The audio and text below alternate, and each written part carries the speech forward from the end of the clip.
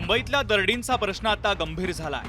घाटकोपरमधील चिरागनगर भागातील गौसिया चाळीवर पहाटे 3:45च्या सुमारास भली मोठी दरड कोसळली। या दरडीखाली जवळपास 6 घरं काढली गेली। डोंगरावरील भला मोठा दगड वस्तीवर कोसळला। त्यातच दाट लोकवस्तीच्या या भागात फायर ब्रिगेड आणि एनडीआरएफला साधन सामुग्री घेऊन मदत कार्य करताना मोठ्या अडचणी आल्या। ढिगाऱ्याखाली अडकलेल्या नागरिकांच्या नातेवाईकांनी एकच हंबरडा फोडल्याचं पाहायला मिळालं। दरड दुर्घटनेमध्ये 7 निष्पाप नागरिकांचा बळी गेलाय। उसी में पहाड़ के नीचे फंसे हैं वो लोग। उनका नाम है आरिफ शेख। वो है 28 साल के हैं। हाँ, मैं मेरा खुद का रूम है, वो भाड़े पे थे। अभी 2 दिन हुआ गांव से आए हैं। भाई भाई हमारे हाँ, अभी तक मिले नहीं। कल या परसों इधर पे आके शिफ्ट हुआ, तो अभी रात को सुबह 4 या 5 बजे फोन आया। तो ऐसा हुआ कि पहाड़ गिर गया है, मिल नहीं रहे। लेकिन उनका मोबाइल मिला, फोन लगाया, कोई दूसरा मतलब है वो उठाया, तो बोला ऐसा बात है करके। आप किधर से हैं?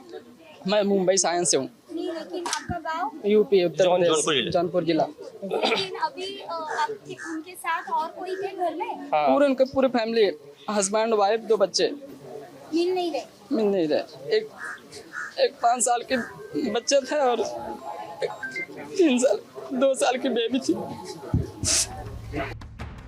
दुर्घटनेची माहिती मिळताच महापौर रितू तावडे यांनी घटनास्थळी धाव घेत परिस्थितीचा आढावा घेतला।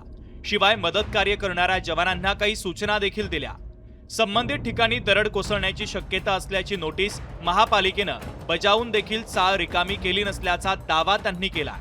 पण स्थानिकांनी प्रशासनानं केलेल्या दाव्यावर नाराजी व्यक्त केली आहे। बघा, मला वाटतंय नुकसान आता तर एक 5-7 घरांवर 6 घरांवर पडलाय, पण हा डोंगर अजून किती घरांवर कोसळणार ह्याची माहिती कुणाला आहे? आता सुद्धा धोकादायक आहे। तुम्हीच पत्र दिलंय ना, नोटीस दिली आहे की बाबा हे धोकादायक।